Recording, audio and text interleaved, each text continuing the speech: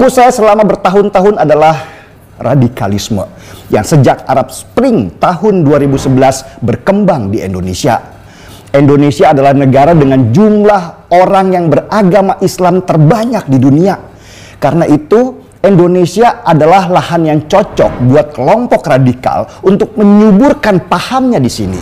Dan di sini masih banyak orang yang fanatik tanpa pakai akal ketika mereka dibenturkan dengan agama. Bahkan, ini kejadian nyata ya. Ada seorang profesor, orang pintar dalam bidang akademis, ketika dihadapkan pada ustadz yang mengajarkan tentang nikmat surga dalam bentuk bidadari dengan payudara besar, dia jadi bodoh nggak karuan. Dan ketika ditanya, saya harus pilih siapa? Saya nggak tertarik tuh dengan sosok. Saya lebih tertarik dengan rekam jejak apa yang dia lakukan dalam menghadapi kelompok radikal ini. Sebagai catatan, kelompok radikal itu juga sebenarnya anti demokrasi.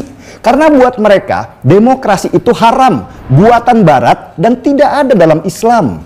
Tapi demi mencapai ambisinya, mereka harus menghalalkan segala cara, termasuk menumpangi tokoh-tokoh politik supaya mereka bisa berkembang besar. Contohnya Prabowo. Pada waktu kampanye 2014 dan 2019 kemarin, Prabowo dengan tanpa malu-malu memakai kelompok radikal ini sebagai bagian dari kampanyenya. Apakah Prabowo itu seorang agamis? Ya jelas bukan. Sejarah Prabowo dalam keluarganya bukan menunjukkan dia dari keluarga yang agama Islamnya kental. Bahkan cenderung liberal. Ayahnya Islam, ibunya Kristen, Prabowo Islam, adiknya Kristen. Jadi agak aneh aja kalau kelompok garis keras itu akhirnya bisa berteman baik dengan Prabowo. Karena kalau melihat sudut pandang mereka yang sangat sempit, keluarga Prabowo sudah dipastikan kafir sama mereka. Tapi itulah bukti kalau politik itu begitu menjijikkan. Apa aja bisa dikompromikan kalau sudah berbicara atas nama kekuasaan. Dan Prabowo bisa memanfaatkan itu dengan teganya, memainkan politik identitas pada musim capres lalu hanya supaya dirinya bisa berkuasa. Untung dia gagal. Coba dia jadi presiden. Bisa berkembang lagi kelompok radikal itu persis seperti 10 tahun masa pemerintahan SBY di mana kelompok itu makin menguatkan akarnya karena dirangkul oleh pemerintah. Karena itulah saya mencoret nama Prabowo dalam daftar orang yang akan menjadi calon presiden nanti karena dia pernah bersenggama dengan kelompok radikal itu dan menikmatinya. Begitu juga dengan Sandiaga Uno yang menjadi wakilnya waktu itu, sama saja menikmati situasi ketika politik identitas itu dimainkan. Kalau Anies Baswedan, jelas saya coret juga. Karena dia juga sama. Orang ini pintarnya di bawah rata-rata, tapi jago memainkan kata-kata.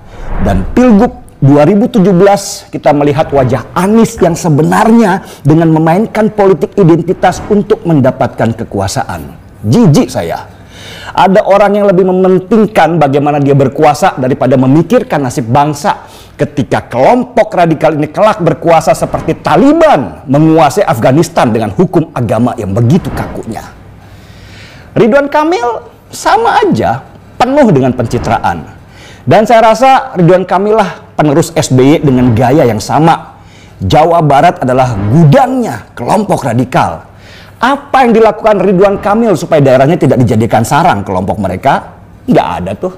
Dia cari aman dengan mengelus-elus kelompok itu supaya tidak digoyang. Ridwan Kamil ibarat pria metropolitan yang lebih baik tampil klimis dengan make up tebal daripada sibuk mengurusi debu yang mengotori jalanan.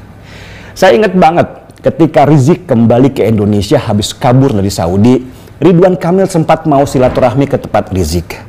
Rendah sekali kan, seorang kepala daerah harus sowan ke tempatnya buronan. Tiba-tiba dia mundur karena ternyata melihat situasi tidak menguntungkan. Seorang oportunis sejati hanya melihat apa yang menguntungkan buat dirinya pribadi.